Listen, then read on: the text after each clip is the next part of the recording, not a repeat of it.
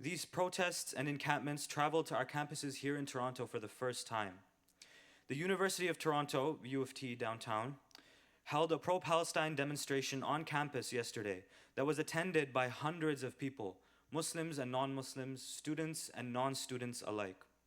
Let us all pray for the success and the safety of the brave souls putting their education, their livelihoods, and their reputations on the line to attend these protests and fight for our brothers and sisters who are facing genocide in Palestine. Let us begin this event by reciting Amma Yujibu 5 times for all the souls that are suffering, both in Palestine and around the world. Bismillahir Rahmanir Rahim. عما يجيب المضطر إذا دعاه ويكشف السوء عما يجيب المضطر إذا دعاه ويكشف السوء عما يجيب المضطر إذا دعاه ويكشف السوء عما يجيب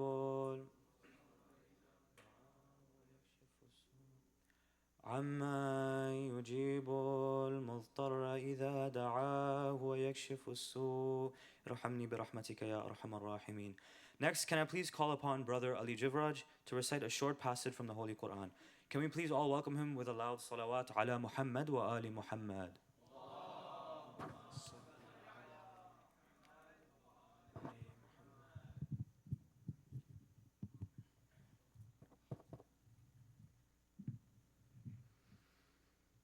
أعوذ بالله من الشيطان الرجيم.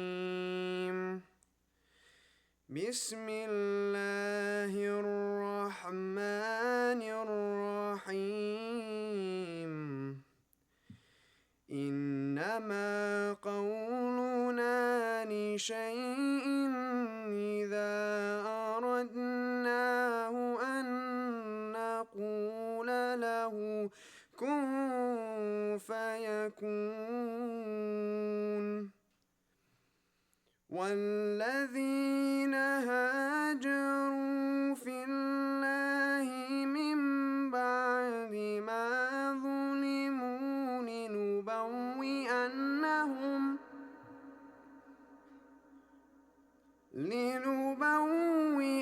لنبوئنهم في الدنيا حسنة ولأجر الآخرة أكبر لو كانوا يعلمون. الذين صبروا وعلى ربهم يتوكلون. وما أرسلنا من قبلك إلا رجالا نوحي إليهم فاسألوا أهل الذكر إن كنتم لا تعلمون. بالبينات والزبر وأنزلنا إليك الذكر لتبين للناس ما نزل إليهم ولعلهم يتفكرون.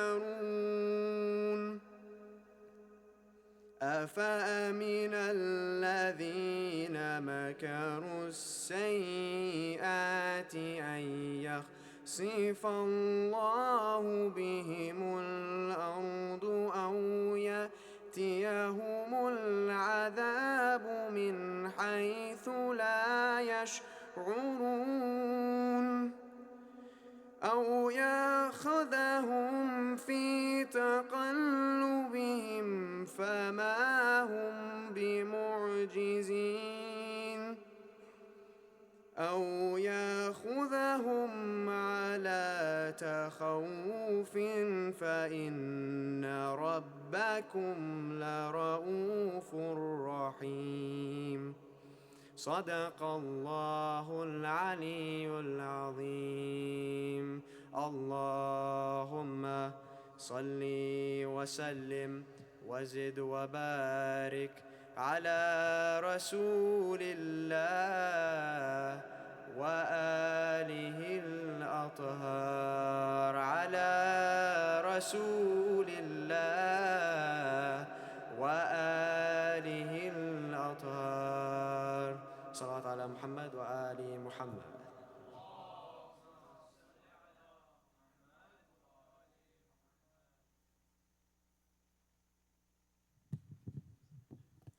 Jazakallah Ali for that amazing recitation.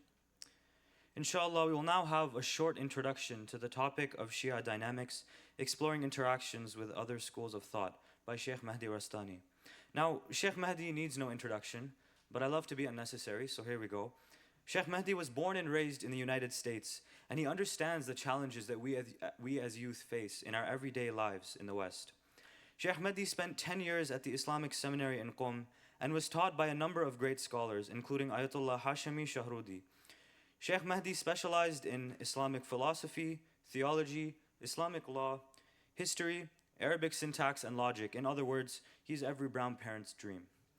Sheikh Mahdi is currently the resident alim at the City of Knowledge Islamic Center in Dallas and is also an instructor at Mizan Institute. With that being said, let us welcome Sheikh Mahdi with a loud salawat ala Muhammad wa ali Muhammad.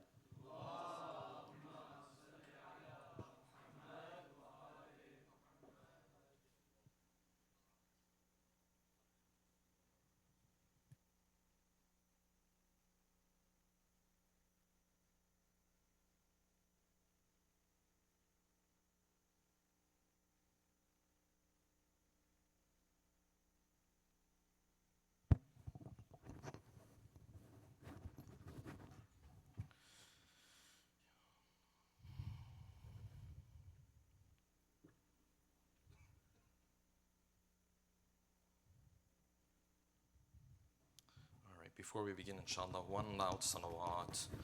Allahumma salli ala Muhammad wa ala Muhammad wa ajil farajah. A'udhu billah min ash-shaytan ar-rajim. Bismillah ar-Rahman ar-Rahim. I hope everyone is doing well, inshallah. My name is Mahdi Rastani. Very nice to meet everyone. I've been to JCC many times before. I've prayed in that little masjid room that's like 24/7. I prayed there many times, but I've actually never been down here for an event or upstairs or anything like that. So it's actually my first time in the hall. So very nice to be with all of you guys. Inshallah, tonight we're going to do a topic that I think is very relevant, especially for those of us which is the majority of this age group that we have today, is individuals who are going to college. College is probably the time where the interactions between the two main schools of thought within Islam, with the many branches that each of them have, college is where you really feel the discussion kind of picks up. So before that, when you're younger, you're in middle school, high school, still with your parents, you guys, maybe you're going to madrasa or Sunday school, so on and so forth, you don't really feel the discussion picking up much. When you go to college, it's a completely different situation. You have amazing friends who don't necessarily agree with you in terms of your belief system. They have a completely different belief system. So that's where this topic comes up, right? The understanding of how you, as a follower of the Ahlul Bayt, is supposed to interact with other schools of thought. Now, having said that, I think it's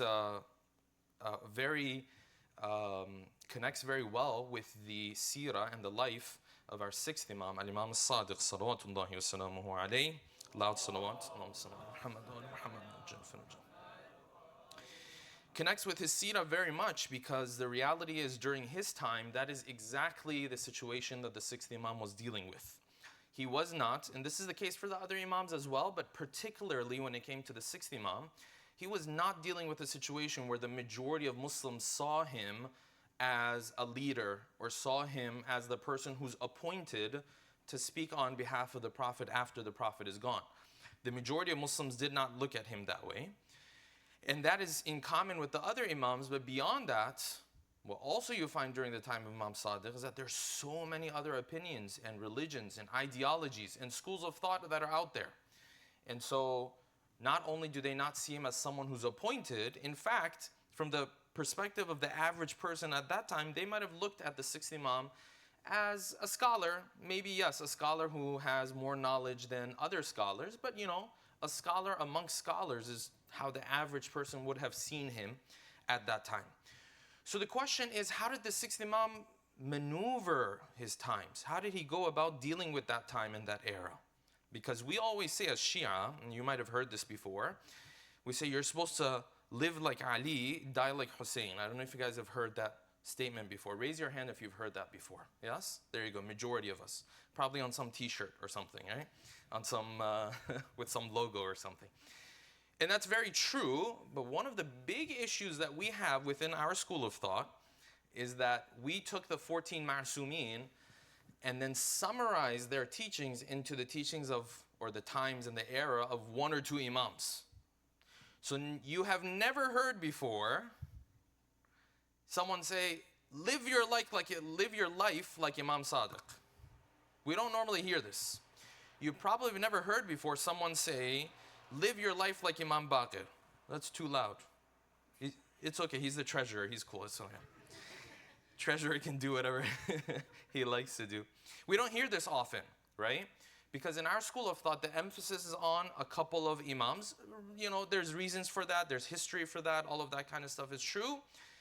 But the reality is, if you look at our lives today, and I want to categorize our lives and see in our day and age, which Imam and which time of the 14 Ma'sumin represents our time the most. So in other words, if someone put this question down for you, said out of the 14 Ma'sumin, the day and age that you're living in, right, in this part of the world in particular, which Imam does his time and era resemble the time and era that you're living in the most? The sixth Imam probably be up there, very high, okay? The time and era we're living in is not necessarily exactly similar to the time of the second Imam or the third Imam. There's similarities, of course. Their teachings apply, but their time and era is actually quite different. So how is our time and era very similar to the time and era of the sixth Imam?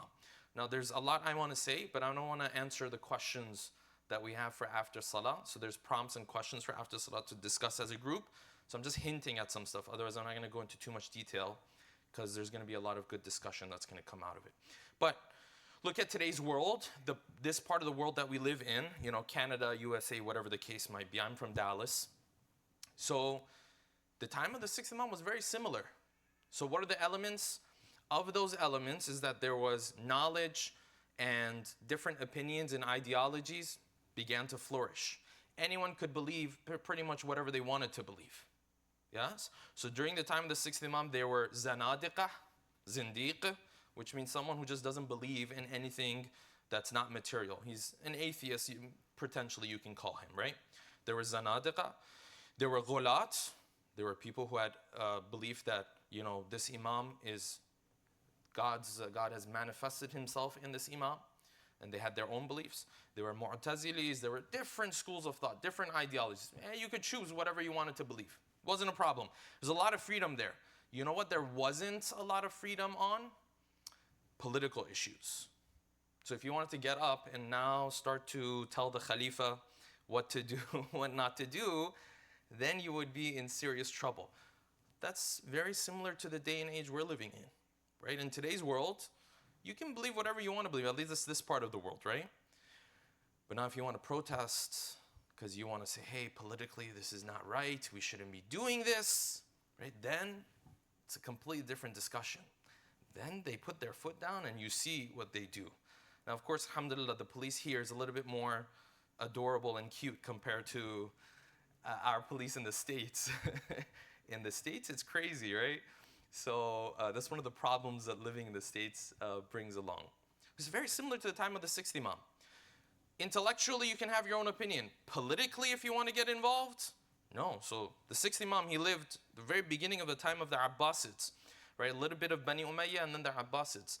So you wanted to have your own opinion, no problem. But if you wanted to go up against Mansur ad-Dawaniqi, that was a problem.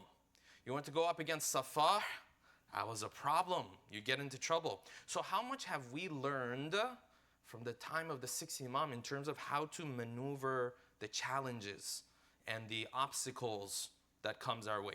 Well, the average Shia hasn't done that at all, because the average Shia in reality doesn't even know much about the times of the sixth Imam. He might know a little bit about the times of the first Imam. He might know a little bit about the times of the third Imam. But if you ask him what happened during the life of the sixth Imam, what were his challenges, what were his obstacles, he won't have much to explain there. And that's a little bit of that problem lies within our communities. All right, so these different ideologies, or these different schools of thought that existed during the time of the Imam. You had, amongst the Shia, there were different approaches to Shiism, believe it or not, at that time. Amongst Ahlus Sunnah, we've heard, for example, that 2 of the 4 fiqhi Sunni schools of thought, because Sunnis have also theological schools of thought as well. But from their fiqhi schools of thought, 2 of them had benefited from the knowledge of the sixth Imam. People say Malik ibn Anas and Abu Hanifa were students of the sixth Imam. They weren't students in the sense they come every morning, sit there, see what Jaffari ibn Muhammad is trying to say. That's a misconception. They're students in the sense that from time to time, they would benefit from the class of the sixth Imam. So how did the sixth Imam deal with these individuals? Because that's a position we're in right now. So you're going to go to college, and you want to practice your faith, and you want to hold on to your faith, and you want to explain your faith to other people. How did the sixth Imam do this during his time, where things were so crazy? Now, I'm going to just touch on one of those principles that we can learn from the time of the sixth Imam that I think is heavily, heavily lacking in our communities, and is actually the root cause of a lot of issues that we have in terms of preaching and spreading and propagating our own faith as Shia. Yes? Of those principles, there's like 5 other ones. I'm going to leave that, inshallah. When we have the prompt, we'll discuss the other 5 a little bit more. But I just want to touch on the first one. The first of those principles, like if I want to learn to walk in the footsteps of the sixth Imam, which means I live in a world where there's different ideologies. And I say schools of thought. By the way, I'm going beyond just Islam, right? We had a Sunday school class this last weekend, and we did this thing. It was a high school class, right? We did this thing. We had all the kids sit in a group, and then we had them write down one question. I said, think of one question that either you have yourself and haven't been able to answer, or one question that a non-Muslim friend of yours or colleague has had that you've struggled to answer, right? So they each wrote down the question. We told them to crumble up the papers, throw it all in the box. It was like an anonymous thing, right? So we did that. 80% of the questions, now bear in mind, this is that group of our students are actually part of the madrasa, or we don't call it madrasa, you guys call it madrasa, right? The Sunday school, for example, right? 80% of the questions were, how do we know Christianity is not the truth? How do we know? Now, the reason why that's a question is because they probably asked that question before, but their parents have just, hey, what kind of question is this? Of course it's not. End of discussion. So when I say different schools, different ideologies, I'm talking about all the different faiths that might be out there. How do I know? How do I reach this point where I know, you know what, my faith is the true faith. This is what God wants me to follow. That's can be sometimes a lifetime journey, but how do I get started on that? Okay, so principle number 1 that we need to implement. And by the way, we are so behind on this first principle, so behind on it, is this. If you want to be able to represent your faith properly, defend your faith, whatever we want to call it, right? Propagate my faith. Remove misconceptions about my faith.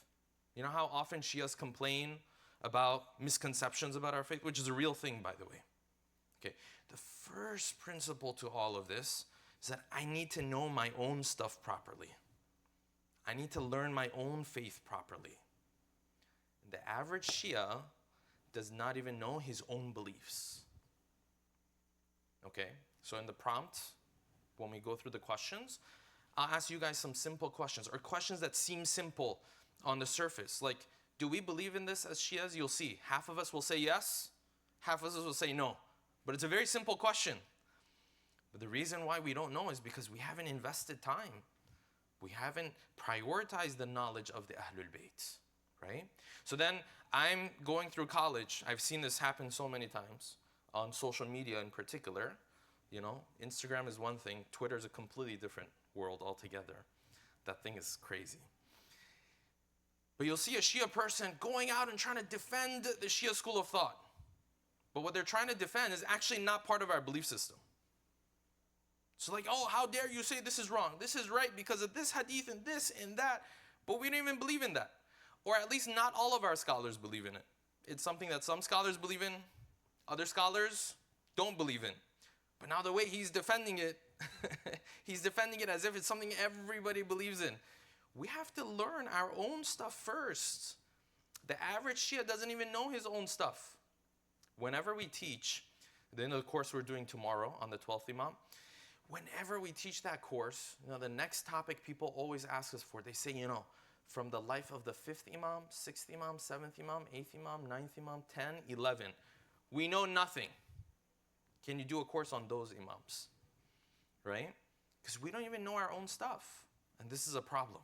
Now, when you look at the life of the 6th Imam, he had special companions. These special companions were individuals who he had entrusted with knowledge and that they could defend his teachings, right? But how were they able to do that? They knew their own stuff first. Before trying to worry about what other people believe in, first they knew exactly what they believed in. They had gained the type of knowledge where the 6th Imam, he felt comfortable. If someone came, said, hey, I want to debate you, the 6th Imam was like, yeah, go debate my students. Right? So there's famous narration. It's a very long narration.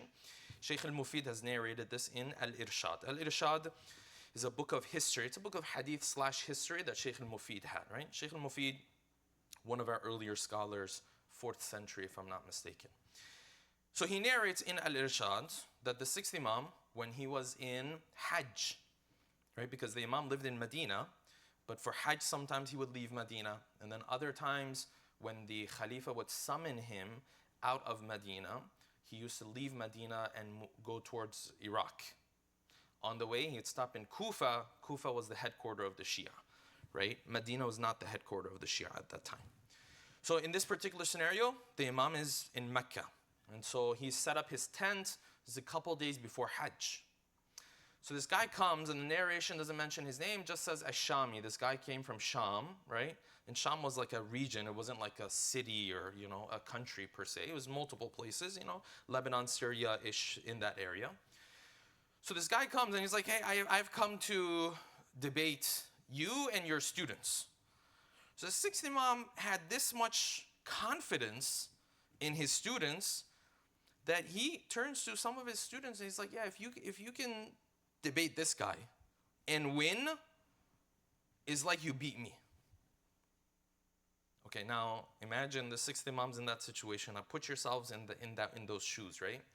Imagine if the 6th Imam looked at you and he's like, go debate this guy. I would be scared, right? Why? Because I don't know my own stuff properly. But these special companions, they knew their stuff properly. So the guy comes, he's like, I wanna debate you on different issues, theological issues. The Imam turns to the one who's narrating the hadith. The guy who's narrating the hadith, his name is Yunus ibn Yaqub, okay? He's the guy narrating the hadith. The Imam looks at him, he says, Yunus, if you had knowledge of theology and you were good at it, you would be able to speak up right now and defend us. Can you do it? And Yunus, poor thing, he's like, no, O grandson of the messenger of God, I don't have that type of knowledge. I wish I had that type of knowledge, but I don't have that type of knowledge. So then the Imam tells him, Yunus, go outside of the tent and start looking for the mutakallimin. By mutakallimin, he means people who can come and defend our theology, our belief system. So Yunus says, I went out of the tent and I came across certain individuals. Of those individuals was one person by the name of Humran ibn A'yan. Humran was the brother of Zurara. Zurara is a name you might have heard of a lot before. Humran was his brother. Now, Humran had a particular role, Zurara had another role. It's a discussion for another time. So he calls Humran. Humran comes in. There's another companion of the Imam. His name was Mu'min at-Taq. Calls Mu'min at-Taq. He comes in. Hisham ibn Salim comes in. These are like top 10 companions of the 60th Imam, right? There's like 10 or 15 that were like top tier students of his, right? So they come in, and then the Imam turns to this guy from Sham, and he's like, okay, go ahead. Why don't you discuss with Humran? Humran starts discussing with him, defeats him in debate. It's done. Next person, he says, okay, now debate with this student of mine. So this student of his comes, discusses him, defeats him in debate. While this is going on, the narrator says, I saw the Imam went to the front of the tent, and he looked, because someone was approaching, right? And he said, as he was approaching, I saw the Imam say, وَرَبِّ الْكَعْبَةِ, by the Lord of the Kaaba. This is Hisham coming. Okay, this is not Hisham ibn Salim. This is a different Hisham. Who is this Hisham? This is Hisham ibn Hakam. Okay. The cool thing about Hisham ibn Hakam was that he was really young. So the companion says, the narrator says, when Hisham ibn Hakam came in, and I saw Imam Sadiq's reacting to his presence in a way that he did not react to any of the other guys coming into the tent the way he's reacting to Hisham ibn Hakam. Everyone was surprised. Then the Imam said this. He said, the reason why I honor Hisham ibn Hakam like this is by Allah, he is Nasiruna. He helps us through his heart and his tongue and his hand. In other words, I can rely on him. He is the one that we rely on. So he comes in. The narration says he walked in. Everyone's sitting there with beards and, long beards and everything. And the narration says Hisham, his beard hadn't fully grown yet. So he's like really young, He's like, technically he's supposed to be the rookie, but he's a lot more, confident than a lot more knowledgeable than a lot of the other companions. So Hisham comes in, starts discussing with this guy, and the guy has questions about imama. Hisham puts him in a very difficult situation. Eventually, this person from Sham, he says, you know what? I agree, because your students are so strong in their debate. He becomes a Muslim. Then the Imam tells him, well, now you've become Muslim. Now, of course, marriage with you is halal, so on and so on. The rules of Islam apply to you, but you don't have iman yet. In other words, he's saying you have to now go the extra step, yes, to accept our wilaya and to accept our imama. Then he takes on that role as well. All of this is because these companions, they know the teachings of their own imam. And you and I don't. That's the reality of the matter. So when you don't know them, then what happens? You start to misrepresent the school of thought. And I see this very often on social media, people misrepresenting the Shia school of thought. Even sometimes people who want to actually get rid of the misconceptions, they end up creating more misconceptions because of this. Because he doesn't know what he's talking about. Why? Because in our communities, unfortunately, this is the last point I'll make before we break for Salah, inshallah. In our communities, knowledge, learning, usually is not the number one priority. Usually in our communities, what is the number one priority is ritual. So like the month of Ramadan comes around, what is a priority is ritual. It's like, we got to do this. We got to, you guys do 3 Yasins, yeah? That's a thing, right? We got to do this dua, we got to do this dua, when there's this dua. Okay, but are our youth understanding what they're doing? And no, not necessarily, but ritual.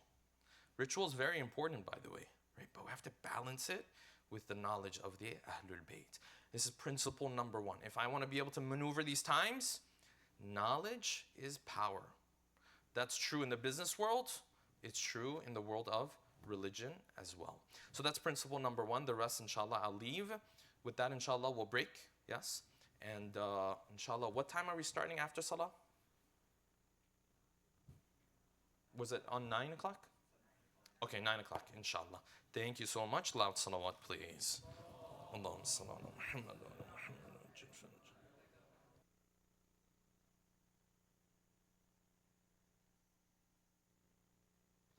We'll use the backwards podium for now. Thank you, Sheikh Mahdi, for sharing with us those words of wisdom. Inshallah, we'll have a short break for Salah before we continue with the event. Jamaat Salah will be held upstairs in Zainabiyya Hall. Guys, if you can exit from this front door over here, and ladies will exit from the back door over there. After Salat at 9:10, we'll come back here and resume with the discussion portion of our event. Thank you. Salawat.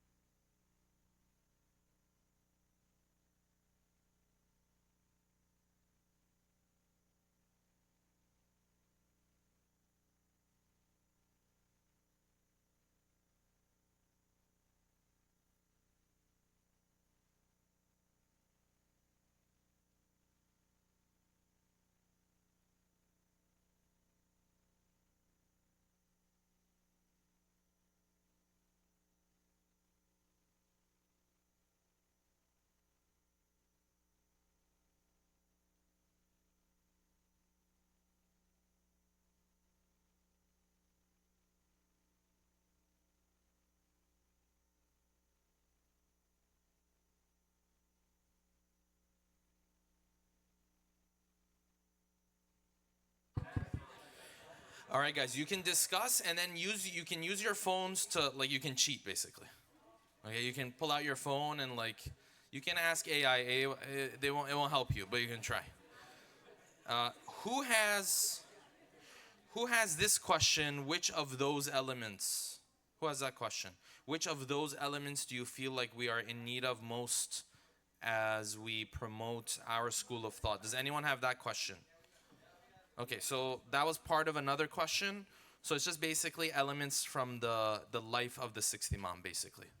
So it's saying, which of the elements from the life of the sixth Imam do you feel like do we need to promote? Does that make sense? That's the rest of the question. Yeah, go ahead.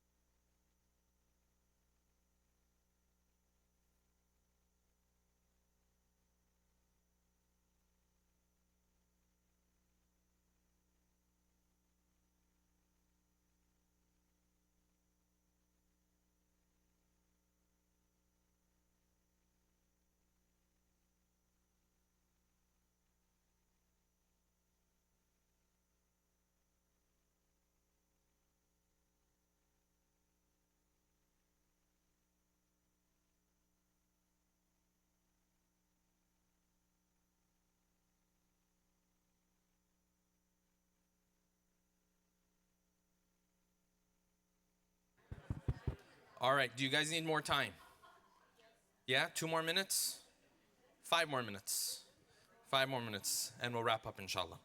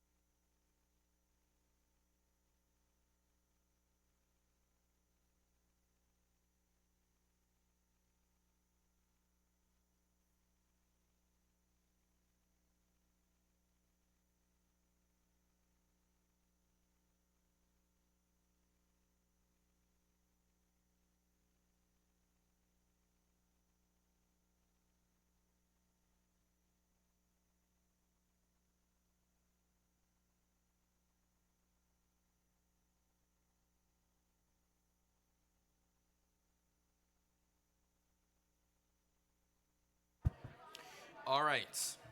So we're going to get started. First question was, what other schools of thought and ideologies were prevalent during the time of Imam Sadiq, and which one of them is prevalent today? Who of the brothers or sisters got that question? Which schools of thought were prevalent during that time, and which ones of them are prevalent today? None of the sisters got that question? That's impossible. How many groups do we have from the sisters? Not 1, 2, 3, 4, 5, 6. Oh, they have 6 groups, not 9 groups. Oh, you said 7. Okay, so they didn't get that question. Okay, you guys got that question. Ajo, or whatever you guys say. Is that what you guys say? But that's Urdu. But you guys do Gujarati. It's mixes. Are you Khoja? No, where are you from? Iranian? Nah. Oh. Where? Pakistani. Oh. Go for it. All right, so what other schools of thought were prevalent at that time, and which ones of them are prevalent today? Go for it. Is that on? Did you flip it on?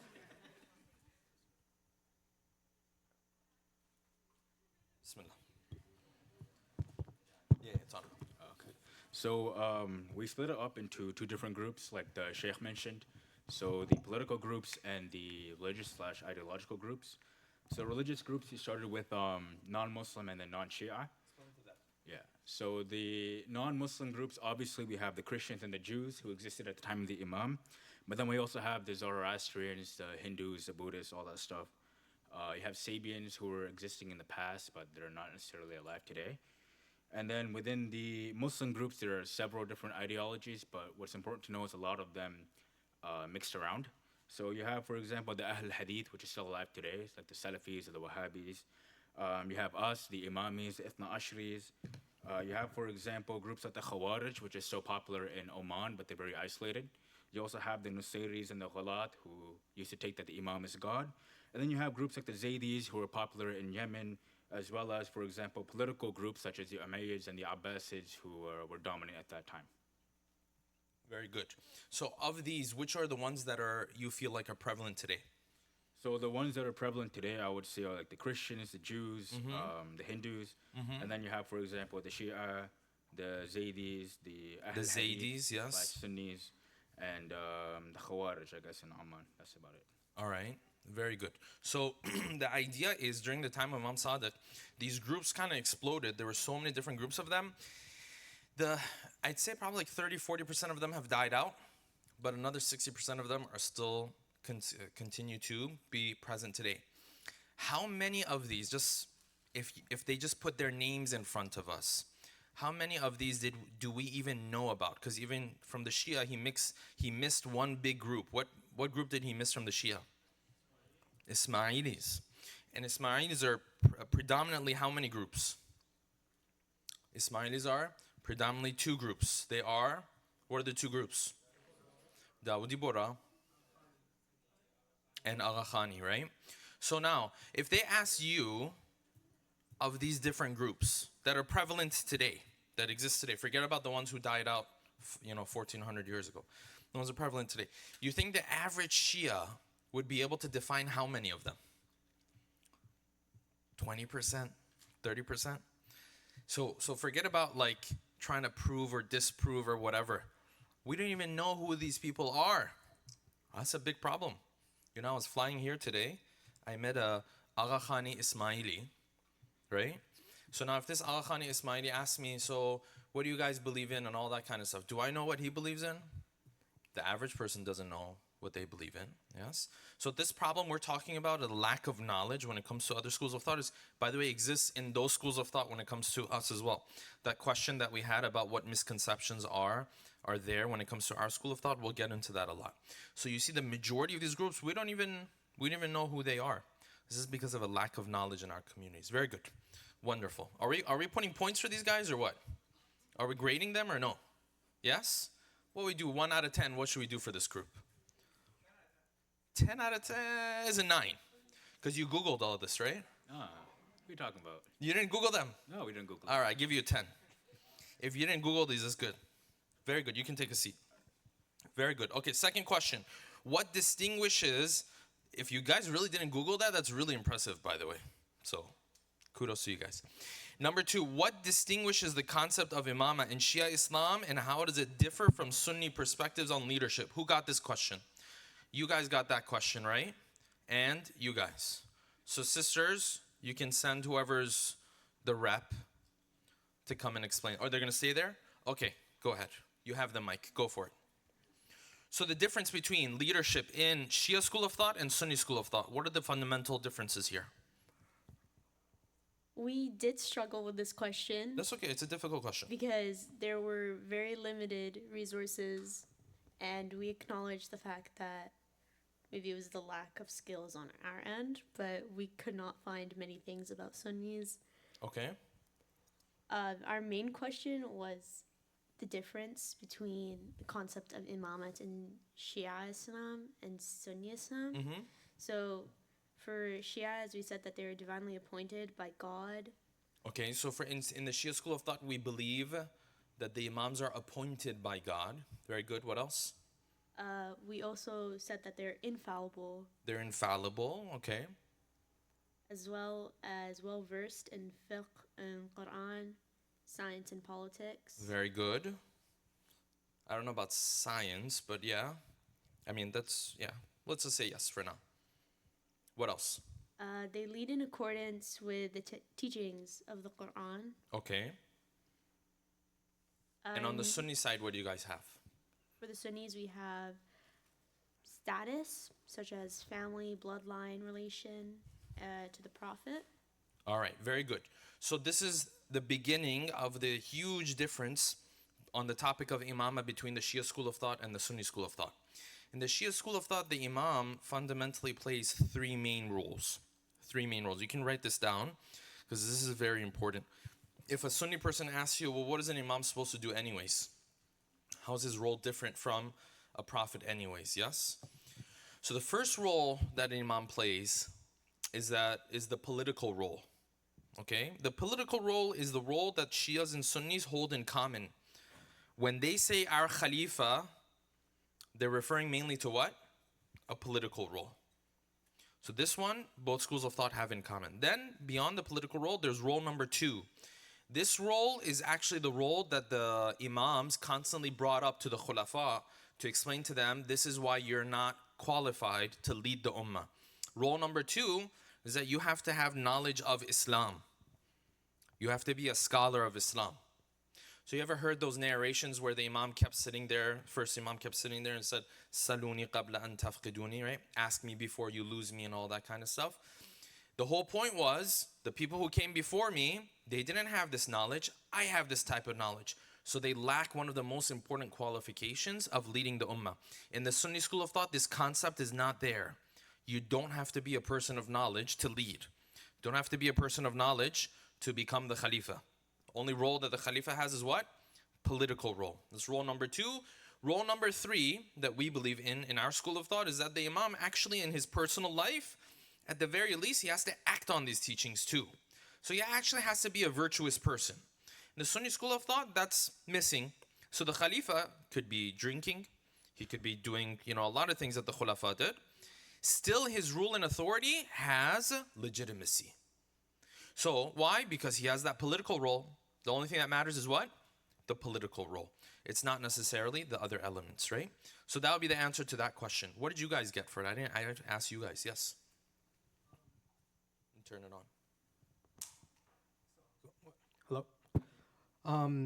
I guess for us, just to not repeat the same things, for us, they have the complete authority over the affairs of all the Muslims and mu'mineen. An imam is an imam whether or not the people appoint him or not. He's not restricted by age. So imam can be like Imam Jawad al-Islam, like Okay. at the age of 6 versus an imam that's probably much older. And that they would have no difference in any of the way that they would act or believe. For example, they all pray the same. So they were all pulling from the same source of knowledge. Exactly. Okay. So none of the imams ever said hadiths that contradicted each other. I mean, we might have like hadiths today that might contradict each other for its own reasons. But But in essence, in reality, they weren't contradicting each other. In reality, the imams didn't contradict each other. Exactly. Though we have narrations that contradict each other. exactly. Okay. Or it could be in the case of like taqiyya, for example, Imam Or it Qasim could be alayhi salam. taqiyya. Okay. Very good. You guys got it right. Okay. Moving on to question number 3, because these are the questions that are a little bit more prevalent to our, relate to our topic a little bit more. Why do you think the time of Imam Sadiq was unique in the way different ideologies and schools of thought grew and multiplied? Did the sisters have that question? Yes. Sisters, go for it. Why was it the time of Imam Sadiq became this, this particular time where different schools, ideologies started to grow? So what we came up with was we were thinking about how the Abbasids and the Umayyads were involved in a power struggle. Okay. And so because they were so occupied politically, they didn't really have the energy or like the resources to spend on controlling the thoughts of the masses, which allowed for a lot of like discourse and and a lot of like different ideologies and thoughts to come to fruition and to be discussed freely.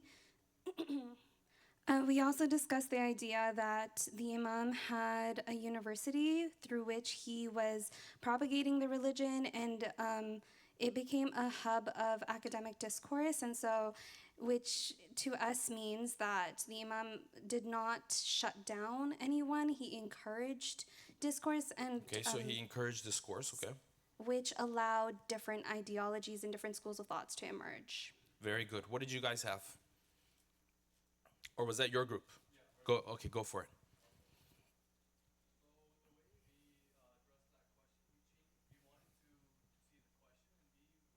As what was happening in the political realm, that different ideologies So grew you and changed the multiplied. question. No, we didn't change the question. Okay. So just as the sister side were saying, it was a time where the Bani Umayyah was transitioning power to Bani Abbasids. Okay. And Bani Umayyah, they did not believe in knowledge as much. They weren't big propagators of Very knowledge. good. So who gave you that answer? That answer, it was a I very good gave shape. him that answer. That's why it's such a good answer. So here's the thing, guys. What you guys mentioned is true. So a lot of people don't know this about this particular part of history. So Bani Umayyah and Bani Abbas were coming and going. Bani Umayyah was already heavily weakened. That's why their khulafa started to change in very short periods of time. Anytime you have rule and the people who are in charge are ruling in very short periods, that's a terrible sign for that dynasty. Yeah? That means that dynasty is in trouble. So Bani Umayyah started to have this problem. The children of Abdul Malik started to come and rule one by one. Then when they passed it over to Bani Abbas, the big thing that we don't typically know is that Bani Abbas were very pro-knowledge. They pushed knowledge a lot. And in fact, they opened up universities, or the closest thing that you could possibly have to a university. So because of that, when it changed from Bani Umayyah to Bani Abbas, because Bani Abbas were so pro-knowledge, this opened up an opportunity for different schools. And it wasn't just Muslims, by the way. Even non-Muslims had the opportunity to share their thoughts and their religions. And that's why you had a lot of zindiq, right? By the way, that's one group we forgot to put in your thing. Or was in there? Okay, yeah. So zindiq or zanadiqa, atheists. Atheists were very prevalent at that time.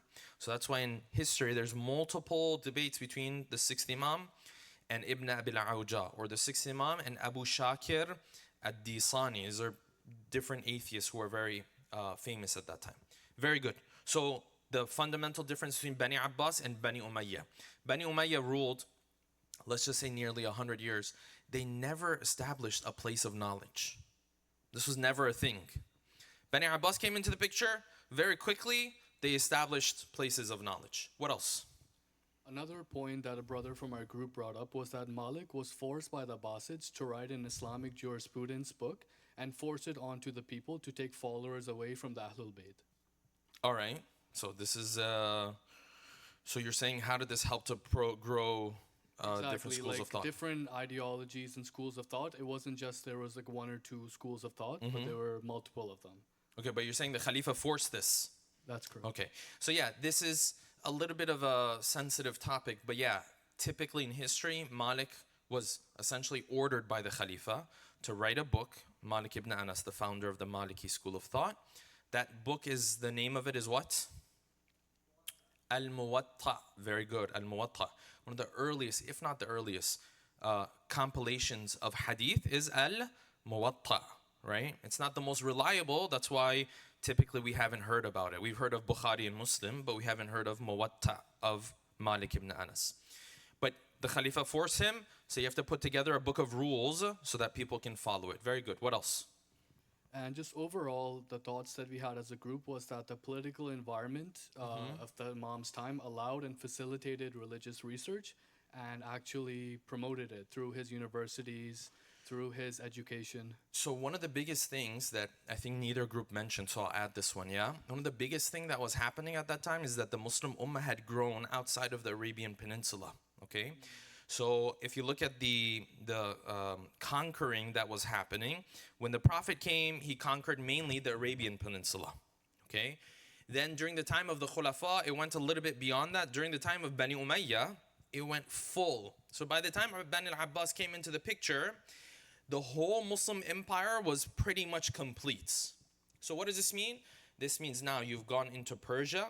So I'm Iranian, so I'm not very happy about this, but we'll skip over that part, okay? You went into Persia, you conquered portions at least of the Persian Empire. And then you also went into what other empire? You also went into what other empire? The one that guys think about all the time. The Roman Empire. So you also went into the Roman So you also went into the Roman Empire. So what happened? Muslims started interacting with a lot of other faiths. Because they began to interact with a lot of other faiths, what happened? Those faiths and those ideologies, they started to come and become, they start to speak about them in Muslim lands. So because of that, different schools of thought started to flourish and grow a lot more. Because when it was just the Arabian Peninsula, it was only certain ethnicities that were part of the Muslim world.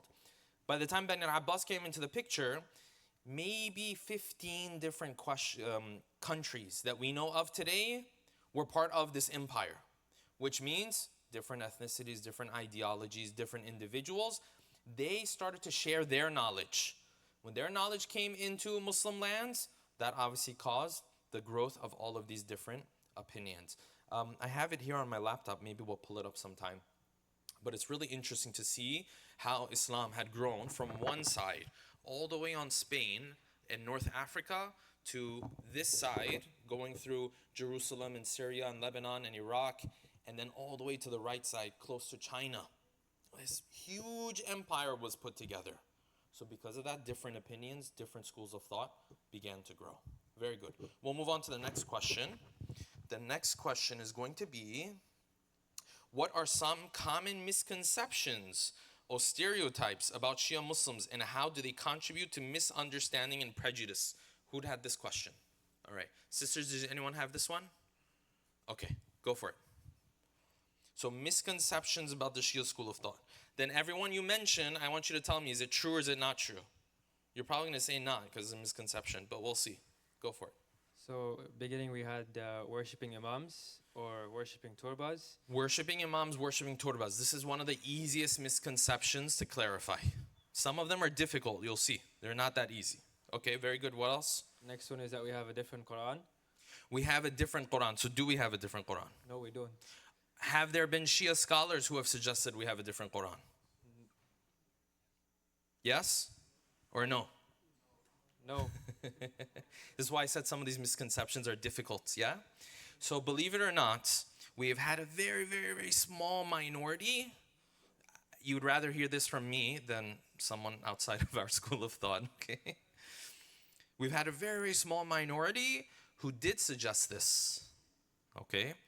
And they had their own reasoning and they had their own understanding and so on. And then scholars who came after them all refuted them and say, listen, this is not the way. This is not what the Ahl Bayt taught us, and so on and so forth. But the idea of not having the same Quran is actually one of the strongest misconceptions that exists about our school of thought. There is a scholar, his name is Muhaddith An-Nuri, okay? I think lived around like 100 years ago, not very far from us.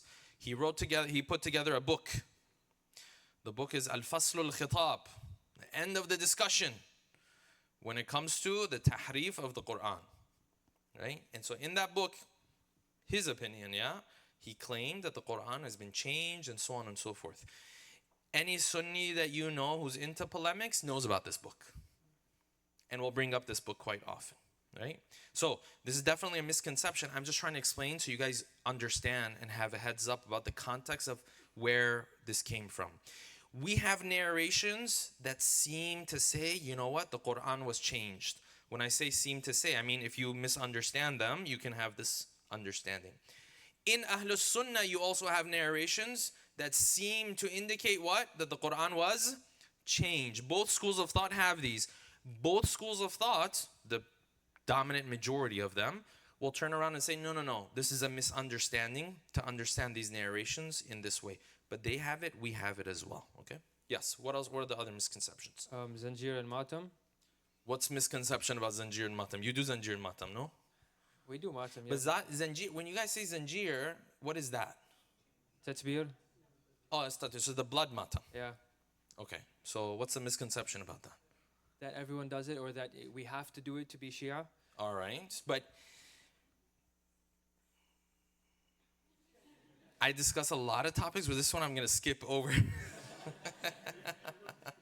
I'll take Ayatollah Sistani's route, yeah? I don't have an opinion on this.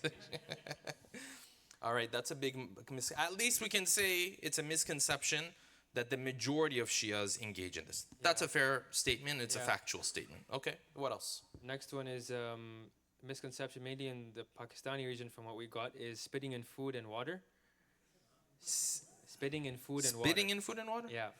What's that? I've never heard of this. So, Huh. one of some of the group members suggested this, and they narrowed it down to the fact that it's mainly based in the Pakistani region. Okay. Because many of us come from are from different The parts. spitting happens so what? To make it blessed? Give it to someone who's in touch with their culture, brother. Someone. I'm just bothering you. I'm just bothering you. Just, yes.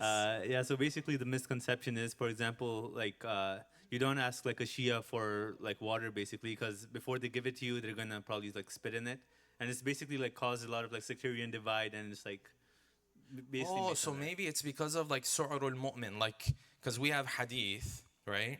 That if you eat from a food that a mu'min has ate from, it's like considered blessed and stuff. Is it because of that? No, it's mainly like a negative thing. It's like they're going to like spit in your food or in water before give it to you. So don't take water and don't take fruit from them. It's in like a negative way.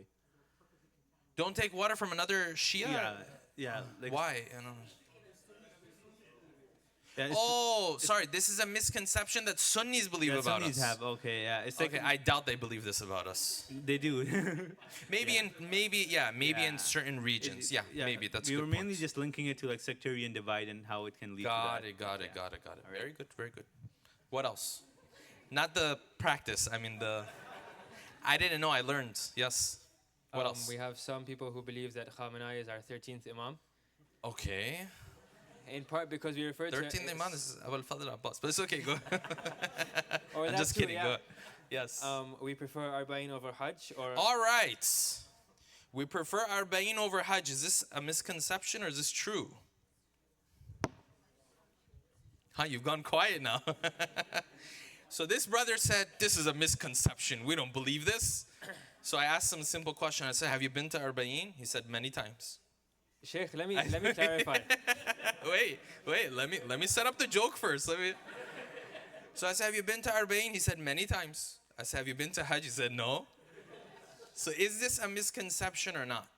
Sorry, Go okay, for it. it's not preference. It's people think that we replaced Hajj with Arba'in, right?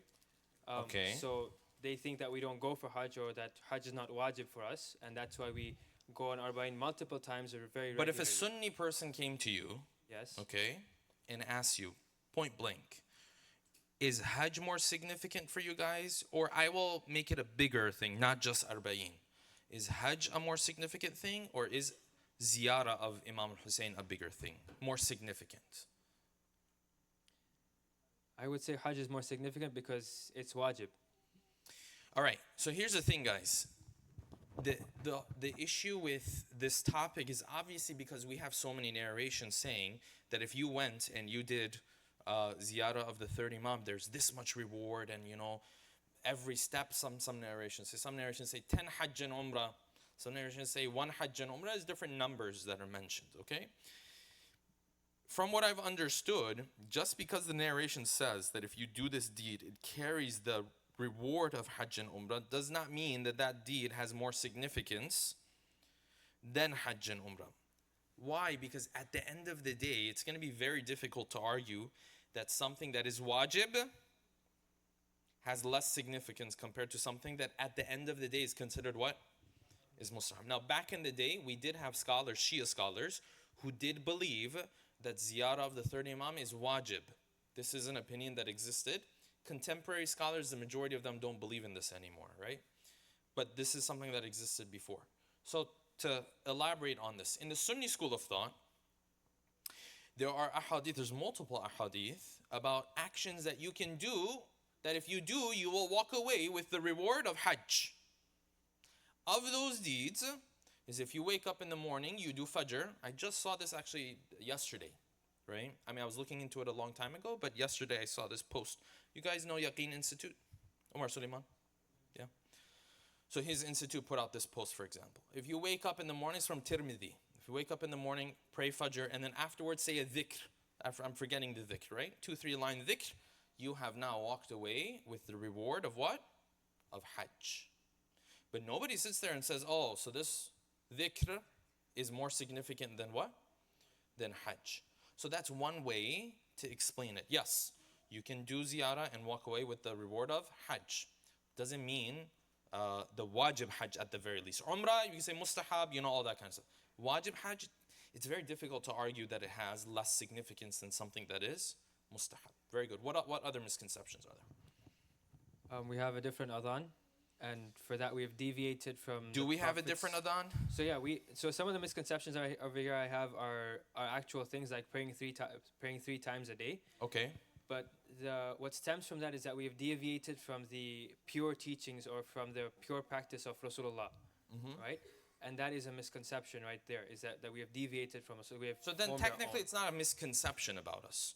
We just believe that praying 3 times a day or joining prayers is allowed. So that's not a misconception. The other one you said was what? Was different adhan. Different adhan. Do we have a different adhan? What's different about our adhan? What's different about our adhan? Shahada of Imam Ali. Okay, so predominant scholars will tell you Ashhadu an la ilaha illallah is what? It's not part of adhan and iqamah. But your adhan is still different from the adhan and iqamah of Ahlus Sunnah. Why? Hayya ala khayl al-amal.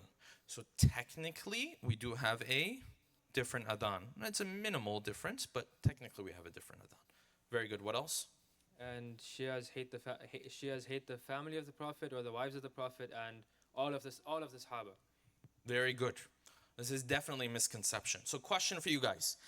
Every single one of these, by the way, if you're in college already, or you're gonna be dealing with every single one of these. Like every single one of these is gonna come up. So question for you guys. How many Sahaba were there in general? Huh? 10, 20, 100? If you say Sahaba, someone who saw the Prophet, how many were there? Thousands. The last Hajj that the Prophet did, maybe 10,000 people. Well, he went to Fath Makkah, there were 10,000 people, let alone the final Hajj.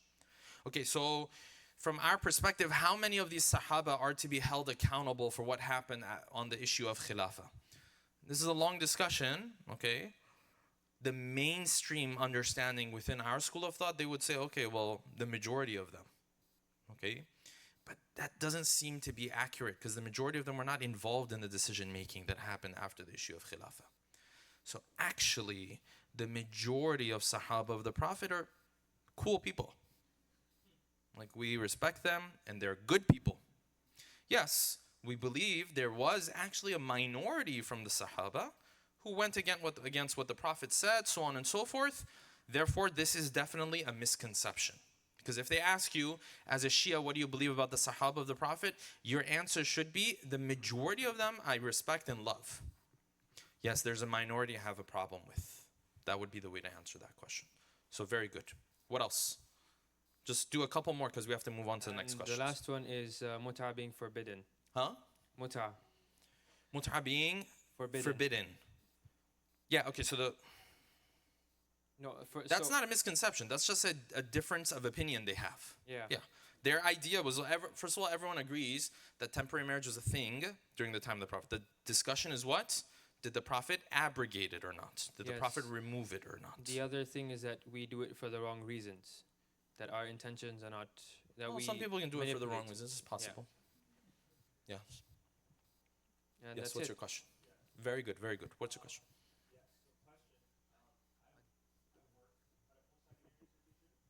So there are a bunch of Sunnis there as well. One of the things that I've got is that I would put my more down to pray, obviously. And I've gotten instances where they're like, do you pray to this rock? They think that we pray to the rock, not use the rock to pray to Allah. Yeah. So I think that's another misconception. But Yeah. the question that I have is, how do you kind of address that situation or get out of that awkward Nothing. situation? You just say, no, I believe that sajda is not valid unless it's on something that's from the earth. That's a very easy thing. That's a very easy thing to answer. Then they're going to say, okay, well, why can't I do sajda on other things? Yeah. Here's the thing, guys. Between the Sunni school of thought and the Shia school of thought, there's thousands of differences in terms of the details, okay? Don't get involved in the discussion on the details. What do I mean by that? Don't spend 2 hours with your Sunni friend trying to prove to him that, you know what, actually when the Prophet used to do sajda, he used to do sajda on dirt. It's not a bad discussion, but it's not the most helpful discussion. You want to spend 2 hours? You should spend 2 hours discussing who speaks on behalf of the Prophet after he's gone. Is it any companion or is it only these individuals? That discussion is the root discussion. So I was mentioning this in one city, and a sister came up to me afterwards. I said, Sheikh, thank you so much for mentioning that. And I was like, why? She's like, she was non-Muslim first, and then she became Muslim. Obviously, when they become Muslim initially, they're going to be Sunni, right? Because the numbers are like that. So it's like I was Sunni for a while, and then I used to have Shias walk up to me and be like, no, you can't put your hands like this. You have to put your hands down. Oh, you go to do sajda, you have to have a turba. I don't know this, that. Then she said it never clicked for me until someone came and had a more fundamental discussion with me of, you have to do this because only the Ahl Bayt speak on behalf of the Prophet for this reason. Then she said, when I understood that, all the other details made sense to me. But no, Shias don't discuss things that way, right? Because of course we have to make things like very difficult and dramatic, right? So we say, no, the Torah, you have to do sajda on the, look, even in your book of hadith, it says this. Okay, like, so let's say you spent 2 hours on this. What benefit does it have? He's going to do, what about all the other things he's doing? The more fundamental discussion is what? Who speaks on behalf of the Prophet? Because 99% of these differences simply come because you're asking Imam Sadiq. He's asking who? He's asking other companions. That's where 99% of these differences come from. Yes? That just reminded me of what you mentioned there is like I had an incident where I was doing wudu and the Sunni brother just came up to me and was like, hey, you're doing it wrong. Yeah. So I kind of encountered Well, that maybe he didn't know almost you all the were time. Shia. I don't know. He just Yeah. came up to me and was like, you're doing it wrong. Yeah. So I don't know. Yeah, but we're guilty of this as well. We love discussions on the practices of both schools of thought, but the issue is not the practice of. I'll give you a good example. Tawassul, okay?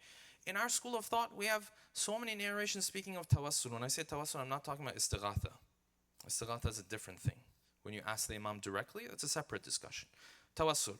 Oh Allah, give me this by the right of the Prophet, by the right of his family, okay? This we have frequently. Okay, Ahlul Sunnah don't have this many narrations on this practice. Now you want to kill yourself, that no, you should be doing this too. Baba, he doesn't have those narrations. You have these narrations. So we have to have an understanding that we have different books of hadith. The real discussion is who speaks on behalf of the Prophet? Which books of hadith are we supposed to go to? That's the important thing. So that sister told me, she said, when I had that conversation, then it became very easy for me and I converted and it was a very easy discussion. So we're guilty of that. All right, moving on to the next question. So we're running a bit late. Number 5, what elements do you find in the approach of Imam Sadiq when it comes to interacting with other schools? Who had this one? Did the sisters have this one? The sisters had none of the questions? Yes, go for it.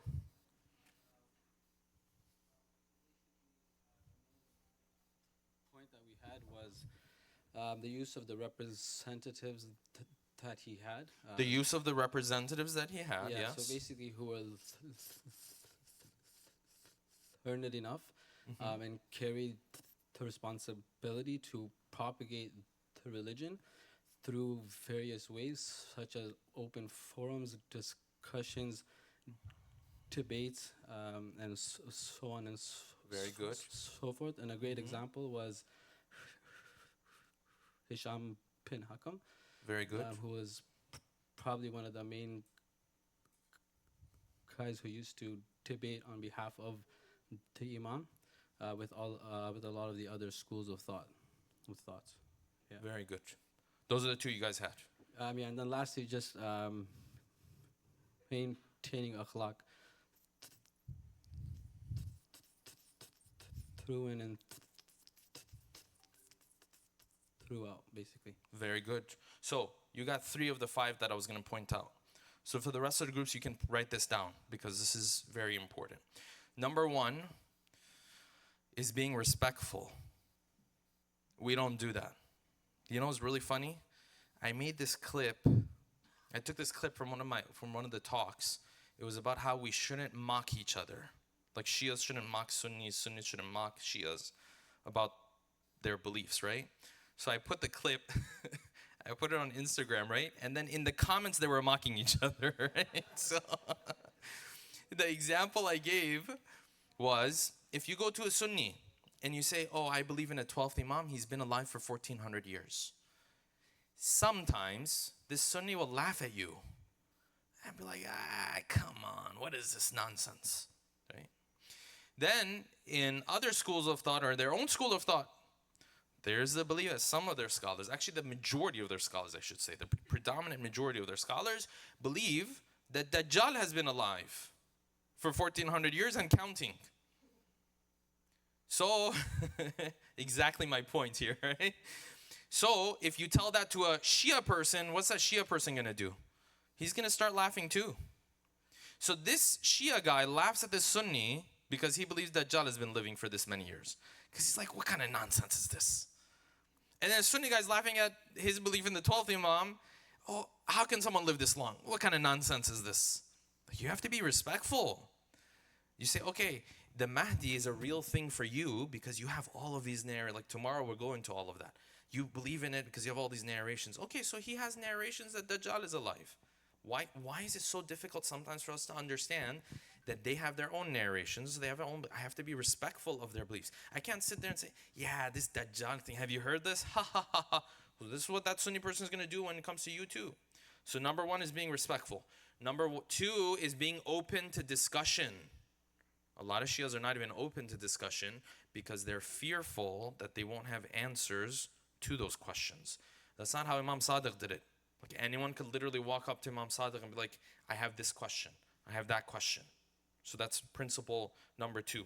Principle number 3, I'll mention very quickly, was giving the other side time to look into the answer of these questions. So let's say you're discussing something with your friend, and your friend, you put a question in front of him or her, and she doesn't know the answer right now. Part of the etiquette of debate is for you to say, oh, okay, you can go think about this. But normally that's not what happens. Normally what happens is, well, so what's your answer? Huh? You're quiet now. Okay, so maybe he can't think of the answer right now. But maybe if he goes speaks to his Sheikh will give him an answer to this. And same thing for you, by the way. You may not be able to think about something in the moment, but if the discussion is happening in good faith, then I can go back and speak to my scholar and ask him and say, oh, so this is the answer to this question. How often has it been in a debate, in that moment, you couldn't think of the answer. Then later, like, oh, I should have said this, right? Even in our normal fights, we have this all the time, right? So that's point number 3. You'll see, Hisham ibn Hakam, when he met Imam Sadiq asked him a question. He wasn't a disciple of Imam Sadiq initially. Imam Sadiq asked him a question. He didn't have the answer to the question. So Hisham said, I'll go ask my teachers to see if I can find the answer to this question. And Imam Sadiq said, go and ask. I'll give you 3 days. So this is part of the etiquette of debate. Number 4, understanding the points of sensitivity when it comes to other schools of thought. there are some things that are points of sensitivity. It even becomes an emotional issue at this point. The Sahaba of the Prophet is one of those issues between the two schools of thought. So we had a meeting recently with a very, very prominent Sunni scholar. You guys all know him. I just won't mention his name because it was a private gathering. He said there's 3 issues that are big issues between Sunnis and Shias. Like the Sunnis, whenever they talk about Shias, these are the 3 issues that they always bring up. Number 1 is different Quran, which we already discussed. Number 2 is the Imams having supernatural powers. Number 3 is cursing the Sahaba.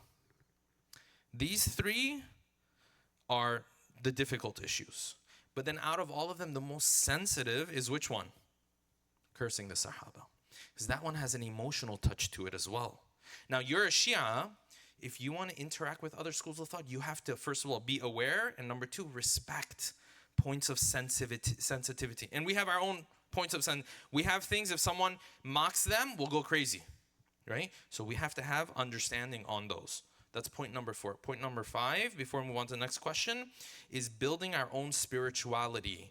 With a strong spirituality, then my interactions with other schools of thought is going to become stronger as well. Okay, moving on to the next question. Number 5, which of those elements do you feel like we are in need of most as we promote our school of thought in the context of tens of other ideologies that exist around us? Who had that question? Yes, go for it.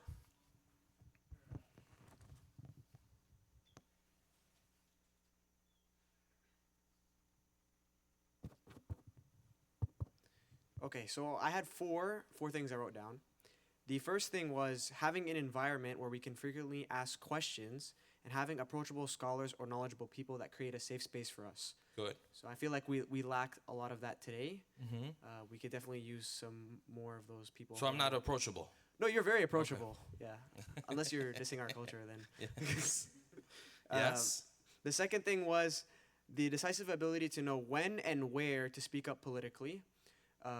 As you referenced before, our time is very similar in terms of like political restrictiveness to the time of Imam Sadiq. Very good. Salam. The third thing was an environment where anyone can come and learn and study Islam, especially Shia Islam, and creating a space that intellectually challenges and develop the youth so we can have strong role models like Hisham ibn Hakam.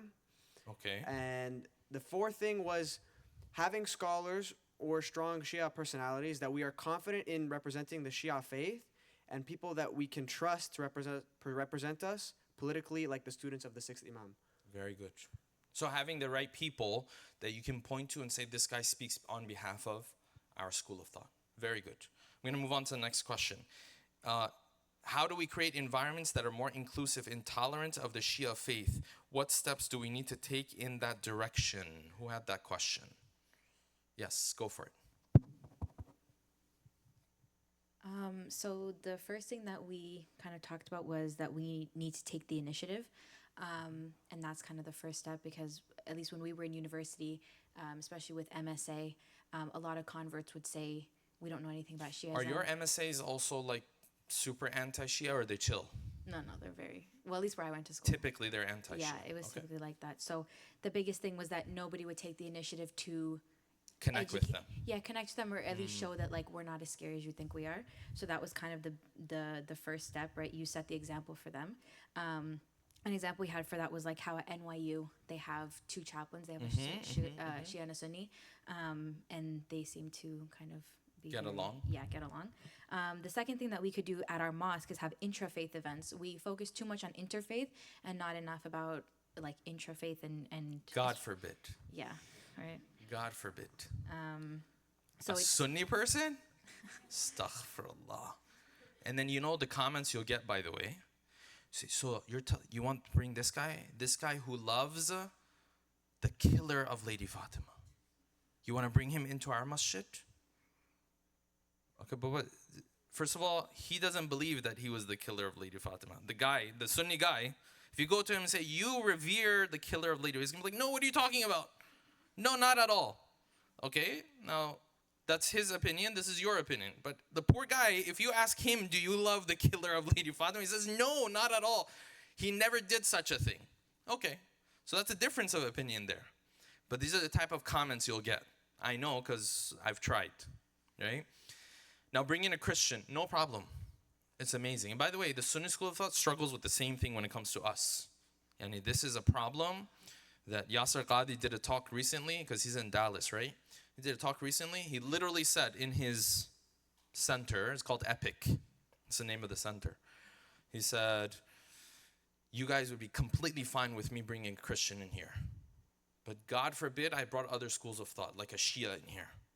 You guys would lose your minds. It's the same thing in our schools of thought as well. So very good. What else?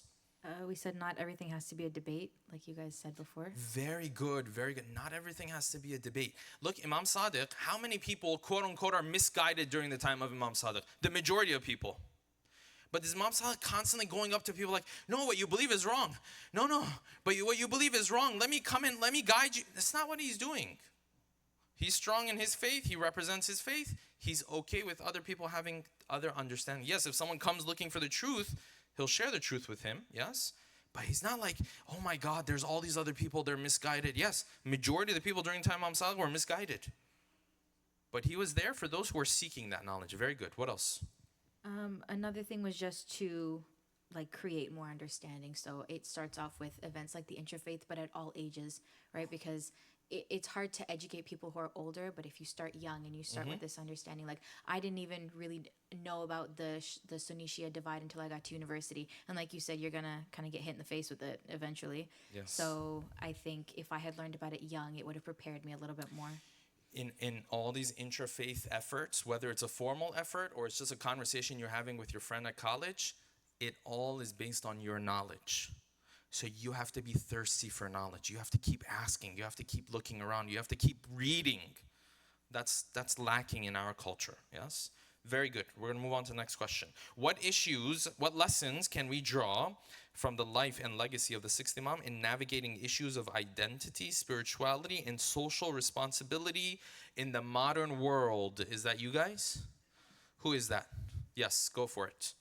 So what lessons... All right, so for identity, we got you need to know who you are to know your identity. With the famous saying, know your Lord to know yourself. Okay. For spirituality, we got to verify the knowledge and understand it and make sure it's from the right source. And to schedule your life around your prayers and not your prayers around your life. Very good. Social responsibility would be to spread accurate knowledge. And then Islam is a social religion, so coming to social wilaya, as there are many verses about it as well. And then being an advocate in the face of oppression, so not standing quiet about it. Very good, very good. Of those, when it comes to spirituality, I'll say salat. Is salat a big thing in the Shia community? Unfortunately, it's not. In most of our communities, salat is like a little thing on the side. When you look at the life of the Imams, salat was the biggest thing. You look at Ahl Sunnah, salat is like the biggest thing. In our school of thought, salat's like, I was on Twitter once. This sister posted this message. She said, there's 2 principles of faith when it comes to Islam. I was like, okay, so I thought it was going to be Quran and Ahl Bayt. That's what I thought it was going to be, right? It's like, Ahl Bayt and Matam. I was like, what? Where did you get that from? Right? So we emphasize certain things that even our Ahl Bayt didn't emphasize to the same extent. Like salat, they said so much about it, but you look in the life of average Shia, salat is not the biggest thing. Very good. Number 7, last question. How can we apply the teaching and example of Imam Jaffari Sadiq to address contemporary challenges facing Muslim communities? Who had this question? Yes, go for it. Oh, she needs the mic. So we looked at like 4 major teachings that we have heard of previously. One of them being the saying where he says, verily, knowledge is a lock and key is the question. A lot of the times we don't know our own religion. We sit with friends' circles, but they don't know the religion either. So seeking knowledge is such an important thing for us to do in order for us to overcome the challenges we're facing. Reading a book, asking sheikhs, going to mosque more often, this helps us because if we're ever questioned by people from other faith, we can answer them in debates. Very good. We can respond to those questions by knowing our own religion. We need to take the examples of Imam's students and what they did in order to gain knowledge so that we can help our own selves and others. Secondly, we said being kind is half of wisdom. A lot of the times our tone matters when we're having a conversation with others, especially in a community where we are a minority. And being kind to them and being kind to our own people as well can help us learn a lot more. Having different opinions, having different values, sitting down and having a conversation about those differences also helps us learn new stuff and the opposite person too. We also said that Imam Jaffari Sadiq says, give from your souls, don't be stingy. A lot of the times we're like, oh, but we don't know this charity group or we don't know this, so let's not donate to them. But how would you know if you don't go and start a conversation with that charity group? What are they trying to give for? Another thing we said is that there's 3 things that signify the magnanimity of a person: good temper, patience, and to avoid aggressive gauge. A lot of the time, especially as women, our hijab clearly proves to people that we're Muslims. For us to have that good quality to show them that this is what Islam teaches is a major thing, because they can look up to our religion being like, okay, their religion teaches them how to have good patience. Their religion teaches them how to present themselves in communities. A lot of us go to protests, and the way we present ourselves in protests also helps people because they can come up to us and be like, I saw the way you guys treat people. I saw this. Very Can good. you tell me more about your religion? Very So a lot of the times our own characteristics helps us face challenges in the community we live in today. Very good. The 6th Imam, I'll end with this inshallah. The 6th Imam has a very beautiful narration. He told his companion, he said, go tell the Shia when they mess up and when they have bad akhlaq, bad etiquettes. He said, others don't say that fulan person had bad akhlaq, bad etiquette, yeah? He said, other people say, hada adabu Ja'far. These are the etiquettes of Ja'far ibn Muhammad. This is what he teaches them. He said, but when they do well, they don't say, this guy did well. They say, hada adabu Ja'far. These are the manners of Ja'far ibn Muhammad. He said, go tell the Shia when they do stuff, if they do it well, they represent us well. When they mess up, we're the ones who have to take the burden of it. Yes, we're the ones who essentially take the hit of it. So this good akhlaq is very critical. All right, that's everything we had on this topic, inshallah. Do you want to open it up to other questions and we can open up to open Q&A on any topic. But, for those who are, if you're tired, feel free to, Oh, very 5 minutes. I was trying to get you guys to leave, but he's not letting you. Yes. What's your question? My question was, I've heard many of our Shia saying that when we're discussing Islamic history with Sunnis, we should try to stay away from such topics such as Abu Bakr restricting Bibi Fatima alayhi salam of her rights, and Umar ibn al-Khattab burning the door of Bibi Fatima. Even things like Khalid bin Walid and the atrocities he committed, we should try to stay away from these things. But things that when the Sunnis, they ask us, why don't you revere these personalities? Sometimes it's tempting to, bring up these hadiths also from their books. In Tabari, it says, Umar ibn al-Khattab, there was a threat even in their earliest books that I will burn down the door. I will burn down the door if you don't send out Ali. So, in your opinion, do you feel that we should bring up these things, or we should try to stay away from these? Very good question. I'll answer very quickly. There's a place and time for everything. There is a place and time to discuss these things, okay? You just have to find the right time and place. Right now, with everything that's happening in Gaza, this is just an example, yeah? So maybe not now. Maybe not throughout the whole month of Ramadan, when the whole month of Ramadan is supposed to be a month of spirituality. You should be wise enough to find the right time and place for these discussions, number 1. Number 2, the worst possible thing you can do when it comes to discussing these topics is to approach it with I caught you red-handed type of approach. And Shia speakers sometimes do that a lot. They discuss the topic with a smirk on their face. That is so embarrassing. It's so embarrassing. You don't know, I get messages from Sunni scholars.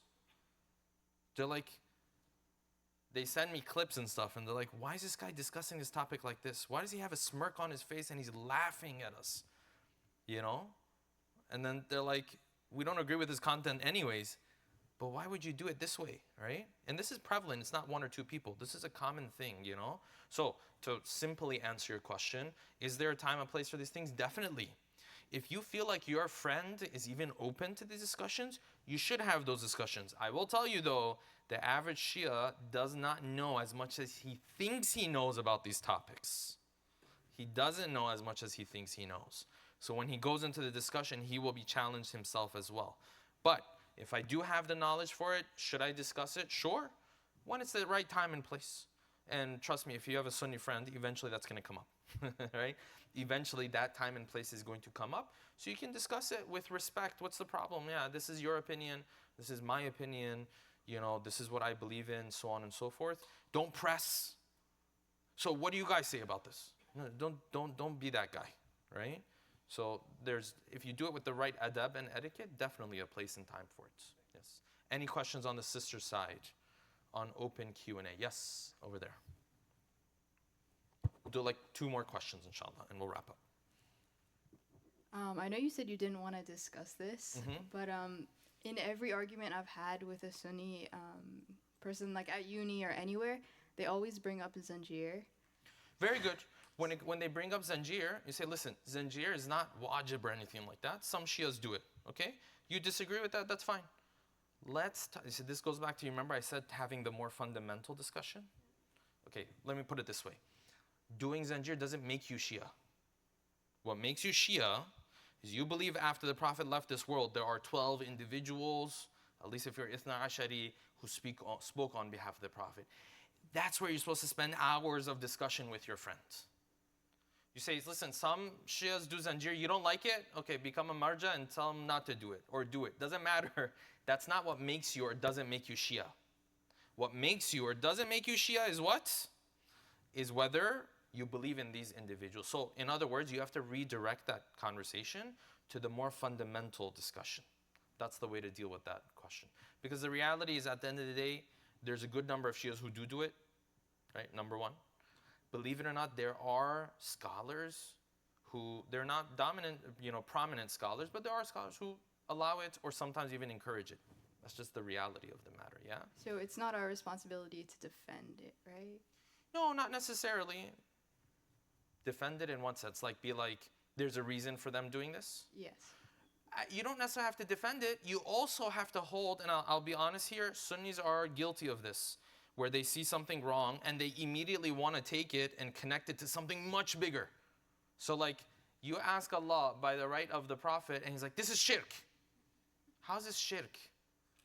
You can say it's haram, you can say it's bid'ah, but just saying it's shirk doesn't make sense. So they're also guilty of that. So what I mean by that is, if he's doing that, oh, you're doing this, so that means then you're terrible people. No, you can say the furthest he can go is say this is bid'ah, it's haram, okay? Tell him, okay, let's talk about the fundamentals in our school of thought, yes? And you can tell him, well, I'm Shia, I don't do it. So now what's your problem with me? Let's have that discussion. So redirecting it to that. Defending it at this level, I think is a good idea, right? But now defending it in the sense that it's amazing and all that kind of stuff, well, it just depends on your own personal preference and all that kind of stuff. So different Shias are different. Some Shias think that's a great thing to do. And I respect their opinion. Some Shias think it's not a great thing to do. That's fine too. Yeah. My point is redirect it to the more fundamental discussion. Yes, last one. I'll stick around for the people who have extra questions. Yes.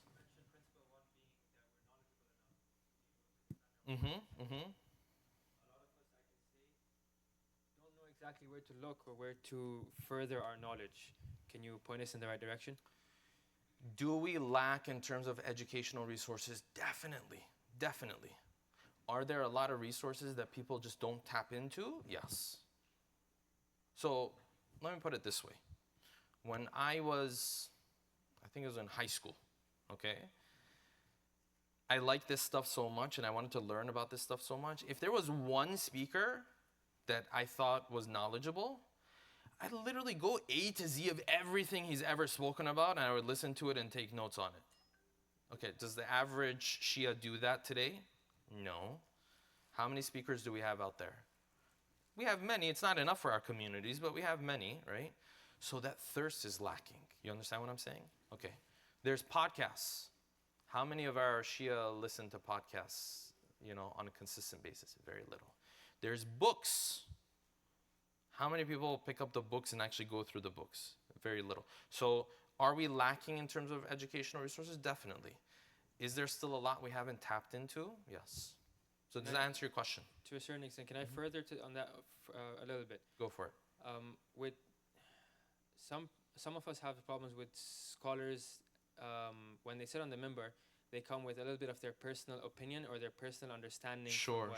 from their learnings. Then with people reading books themselves or reading ahadith books themselves, they start to not fully understand what's being said or the context of what that hadith is. Yes. Like you were mentioning, some of the imams had hadith that contradicted.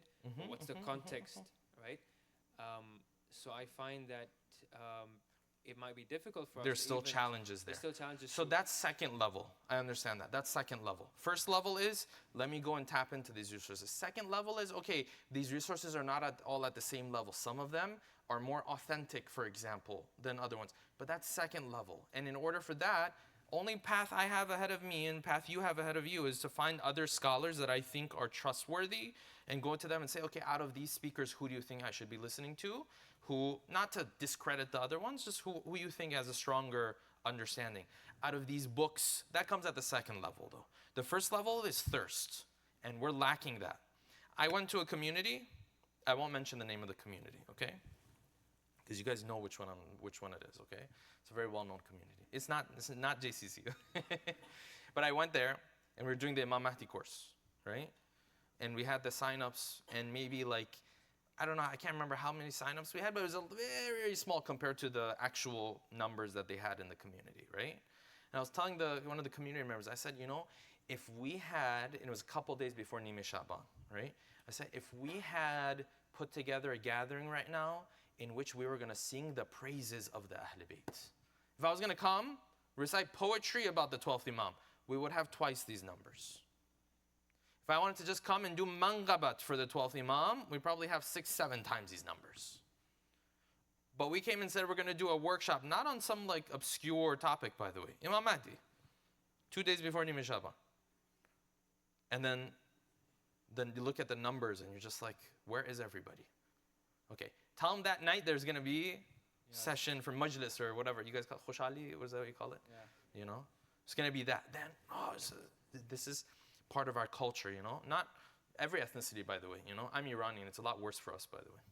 So yeah, that's what I would say about that. Thank you. All right, we'll wrap up, inshallah. I'll stick around for those who might have extra questions. Did you want to announce anything? Go ahead.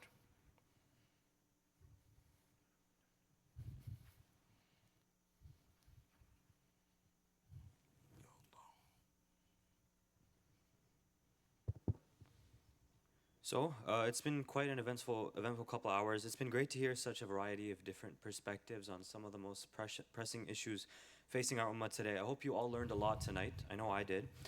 Before we conclude, I'd like to firstly thank you all for joining us tonight for the first event of the year.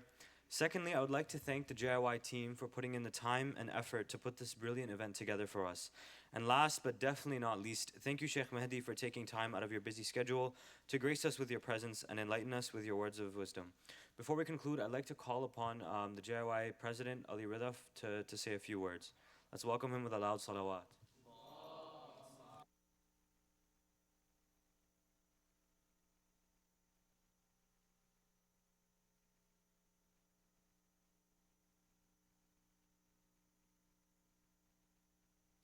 in Islam and my respected Sheikh Mahdi. Assalamu alaikum. Firstly, I would like to thank Sheikh Mahdi for coming here and blessing us with his immense knowledge and wisdom, and also for taking out the time from his busy schedule and coming directly from his flight to our event.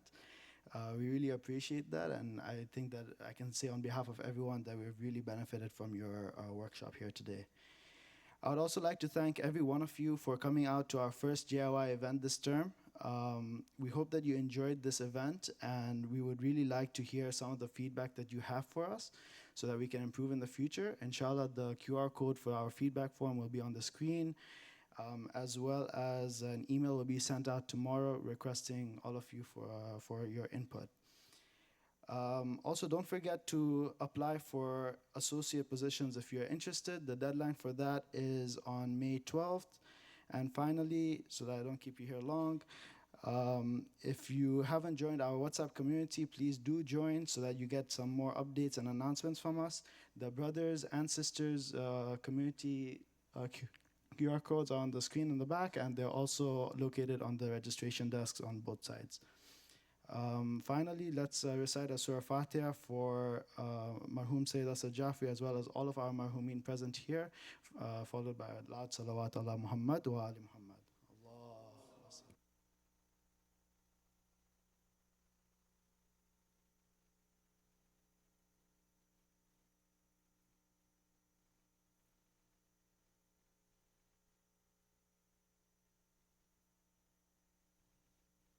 توجه زيارة.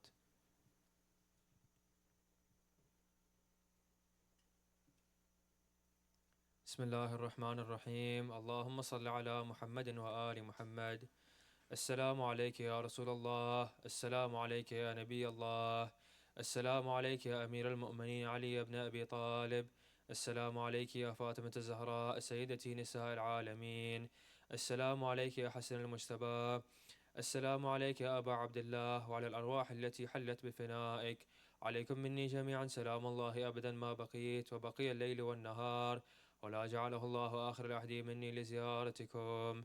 السلام على الحسين وعلى علي بن الحسين وعلى أولاد الحسين وعلى أصحاب الحسين. السلام على أئمة المسلمين من ذرية الحسين، علي بن الحسين ومحمد بن علي وجعفر بن محمد وموسى بن جعفر وعلي بن موسى ومحمد بن علي وعلي بن محمد والحسن بن علي. السلام عليك صاحب العصر والزمان، الأمان الأمان الأمان من فتنة الزمان. السلام عليك يا شريك القرآن. السلام عليك يا كعبة الإيمان. السلام عليك يا إمامنا وإمام الإنس والجان. عجل الله تعالى فرجك وسهل الله تعالى مخرجك. السلام عليكم ورحمة الله وبركاته.